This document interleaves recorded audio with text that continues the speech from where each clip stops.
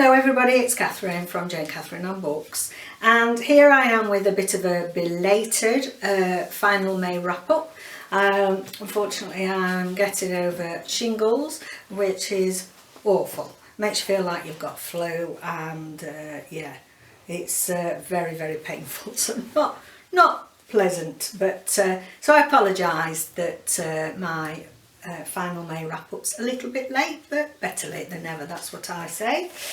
So I participated, as you know, in 2 readathons in May, middle grade May and also mental healthathon, and I thoroughly enjoyed both of them.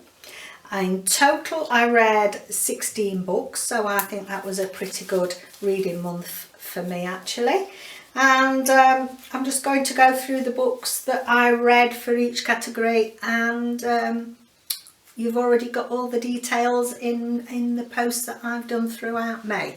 So you've got the ISBN numbers in the below in the videos that represent each of the books. So I'm not going to rewrite them in the bottom of this because you've already got the details. So without further ado, here we go.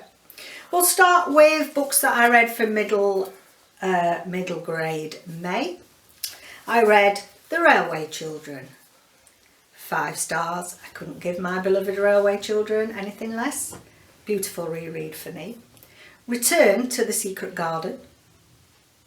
Enjoyed that. That was a retelling of The Secret Garden, a contemporary retelling. Little Women. First read for me, I gave it 4 stars, thoroughly enjoyed it. The Infinite Lives of Daisy May. I didn't enjoy this one really. I've read others by this author and enjoyed it, but this one I didn't like it, and I thought it was a little bit heavy and dark for a middle grade audience, so I rated it 2.5.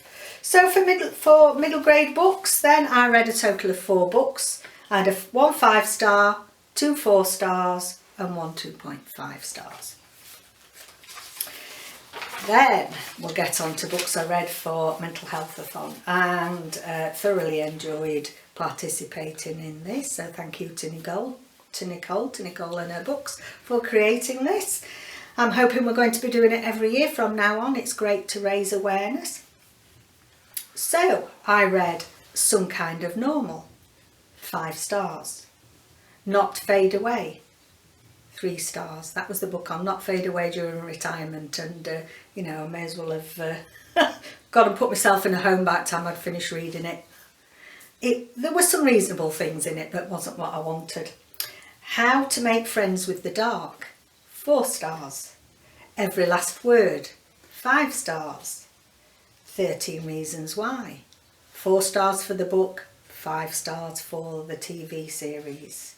And The Memory Collector, 4 stars. I feel like I'm in the Eurovision Song Contest. Nil point, 2 points. You know, those of you that know, David's laughing at me in the background.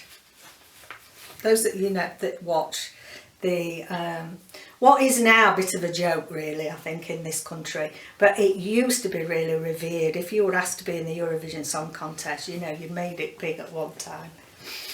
And so I read, out of those, 2 were adult fiction and 4 were YA contemporaries. And I think the YA genre have got some amazing books out there about mental health, mental issues to help teenagers.